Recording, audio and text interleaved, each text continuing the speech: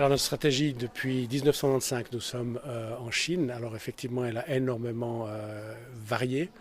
Nous étions avant un atelier délocalisé. Aujourd'hui, on est vraiment une société. Nous avons acquis une société chinoise. Nous étions 350 collaborateurs. Nous sommes aujourd'hui plus de 1000 collaborateurs. Et en acquérant ce chinois, on a regagné des parts de marché que nous n'avions pas ou perdues. Et aujourd'hui, on a des parts de marché qui vont au-delà de 60-70% dans les technologies où nous sommes présents en Chine. Aujourd'hui, on a la capacité de vraiment faire des machines de gamme, d'entrée de gamme, ce que nous ne faisions pas par le passé.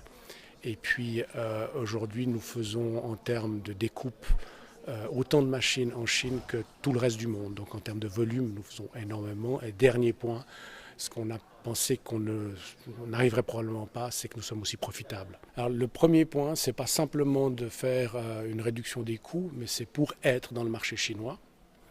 Deuxième élément, c'est vraiment engager des Chinois qui parlent au chinois et pas des expatriés et avoir des gens qui viennent de chez nous. Si ce sont des gens qui amènent de la technologie, ils peuvent y rester, mais exclusivement pendant une année ou 2 ans.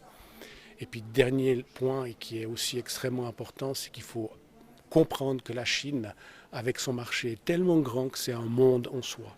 Ce n'est pas une stratégie du Far East, de l'Extrême-Orient, mais c'est vraiment propre à la Chine. Et même en Chine, il y a plusieurs Chines. Entre la Chine du Nord, la Chine centrale, la Chine du Sud, de l'Ouest et de l'Est, c'est des Chines différentes.